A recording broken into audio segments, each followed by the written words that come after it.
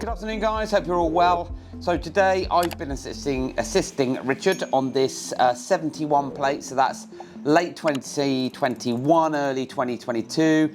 It's a mini Countryman and it's the Cooper S, so it's the mild hybrid.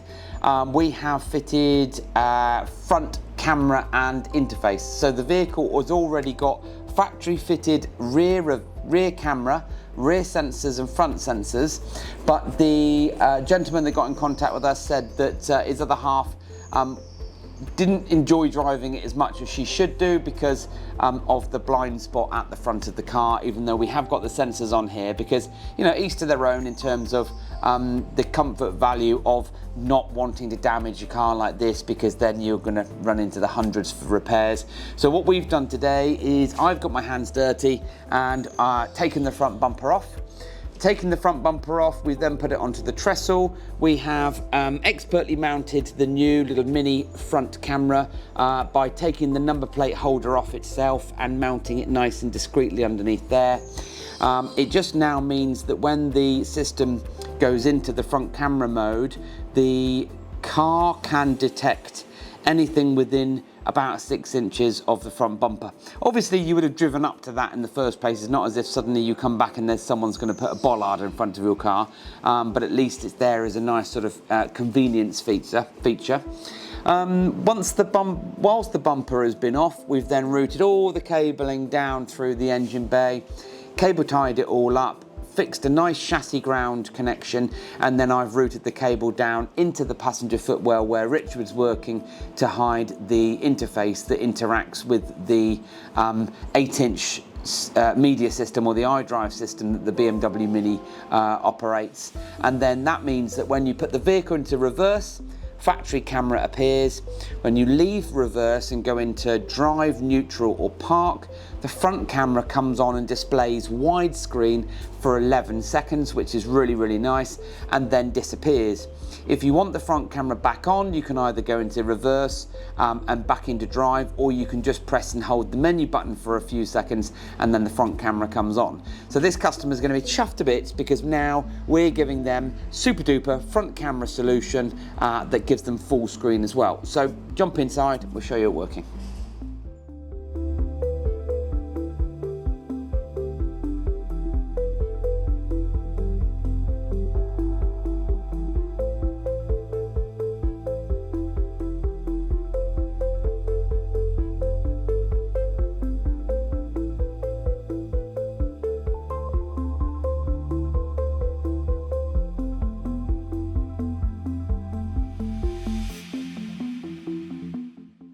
So here we are.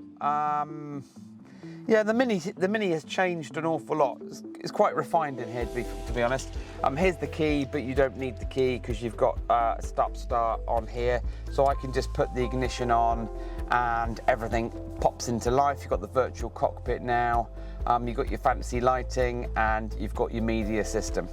Now, in terms of the media system, we have got factory front and rear parking sensors, as I said just before.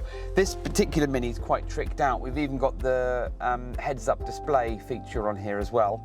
Auto gearbox, so it's a mild hybrid, so it's still got an engine in there as well. But right now we could just pop into drive and off we go. So if we pop it into reverse, so reverse is then going to show you the factory. I'm going to just start the engine because I haven't got the engine. Just 1 second. Oh look, we've already popped into the front camera, but that's fine, it's not a problem. So let's just pop it into park. Okay, so we've got the engine started, no problem at all, and we pop it into reverse like so. In reverse gear, you've got your factory reversing camera and you've got your factory parking sensors, and that's all well and good because you've got a display here and a display here so you can see what's going on. As soon as we leave reverse gear and put it into neutral or drive, that immediately switches over to our front camera. As you can see, full use of the main display here, really good quality camera image, and that's been really neatly installed underneath the front number plate holder. So that's 11 seconds, times out. If we want reverse or the front camera again, we just pop it into reverse, like so, rear camera, pop it into drive, and then you get your front camera. But as I said at the beginning of the video, if you are on a bit more of a front parking maneuver, what you can do at any time without going into reverse gear, so I could be in park, and I can press and hold the menu for 2 seconds, and that then switches over to the front camera. Now the front camera will stay on there now for as long as I want it or need it to. So if I was to pop it into drive, take the handbrake off and go for a little drive like so. Let's go to the front of our, there we go, we're literally just about to go out of our workshop here, and you can see how nice and clean and clear that front image is, picking up the bollards for our the building here. And again, if I want to go out of that front parking camera mode, I can just press and hold the menu button for 2 seconds, and then I would return back into its normal mode. So 1, 2 on there, that flicks back to the normal camera.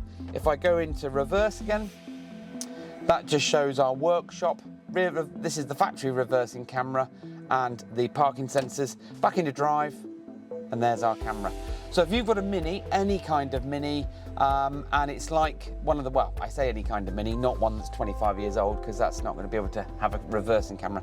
But if you have a vehicle like this and you would like a quote for a reversing camera and or a front camera, or just a front camera on its own, please do get in touch with us. We're based in Dorset on the south coast, loads of videos on YouTube. Website link is in the bio, and do follow us on social media for other super videos, and thank you for watching.